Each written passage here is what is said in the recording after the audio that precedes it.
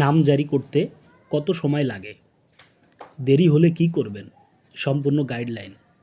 আপনি কি জমি কিনেছেন কিন্তু এখনও নাম জারি হয়নি? অনেকে প্রশ্ন করেন নাম জারি করতে আসলে কত সময় লাগে? কেউ বলেন 15 দিন, কেউ বলে 6 মাস।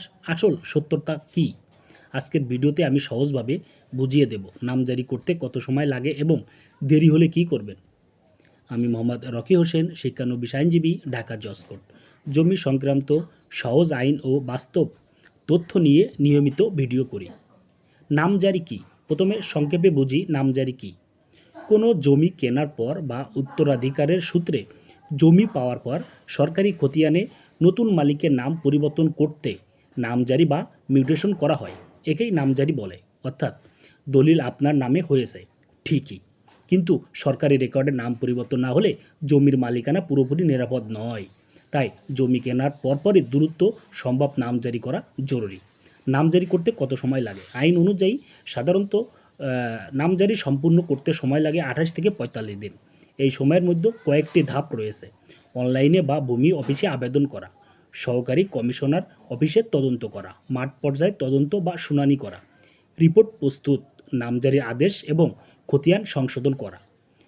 সব কিছু ঠিক থাকলে প্রায় 1 থেকে 1.5 মাসের মধ্যে নামজারি হয়ে যায়। বাস্তবে কেন বেশি সময় লাগে?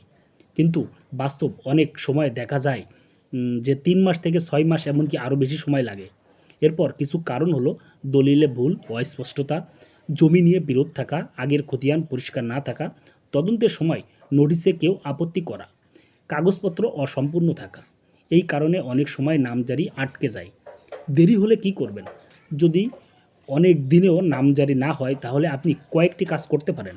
ভূমি অফিসে গিয়ে আপনার আবেদন নম্বর দিয়ে স্ট্যাটাস চেক করা, অনলাইন ল্যান্ড গভ বিডি ওয়েবসাইটে চেক করা, প্রয়োজন হলে সহকারী ভূমি কমিশনার অফিসে গিয়ে লিখিত আবেদন করা, অযথা দেরি না করে কর্তৃপক্ষের সহযোগিতা নেওয়া। সবসময় মনে রাখবেন, সব কাগজপত্র ঠিক থাকলেও নামজারি অনেক সময় দেরি হয়। শেষ কথা বলে শেষ দিব। সুতরাং সংক্ষেপে আইন অনুযায়ী নামজারি করতে সময় লাগে 28 থেকে 45 দিন। তবে কাগজপত্র সমস্যা বা বিরোধ থাকলে বেশি সময় লাগতে পারে। আপনি যদি জমি কিনে থাকেন তাহলে দলিল করার পরপরই দ্রুত আপনি নামজারি করবেন। জমি সংক্রান্ত আরও সহজ আইন জানতে ভিডিওটি লাইক করুন, কমেন্ট করুন এবং শেয়ার করুন। আমি মোহাম্মদ রকি হোসেন, শিক্ষানবিশ আইনজীবী। পরের ভিডিওতে আপনাদের সাথে আবার দেখা হবে।